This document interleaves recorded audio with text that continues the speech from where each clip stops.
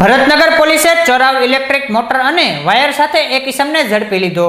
Bharatnagar police મથકનો staff પેટ્રોલિંગમાં હતો તે વેળાએ અધેવાડા રોડ પાસે એક ઇસમ ઇલેક્ટ્રિક મોટર અને વાયર લઈ પસાર થતા તેને રોકી પૂછપરછ કરતા નરેશભાઈ વસરામભાઈ પરમારને તેની પાસે રહેલા ઇલેક્ટ્રિક મોટર અને વાયર અંગેની વધુ પૂછપરછ કરતા આ મુદ્દામાલ ચોરાવ હોવાનું જણાવતા પોલીસે આરોપી નરેશભાઈ પરમારની ધોરણસરની અટકાયત કરી કાર્યવાહી હાથ ધરી હતી।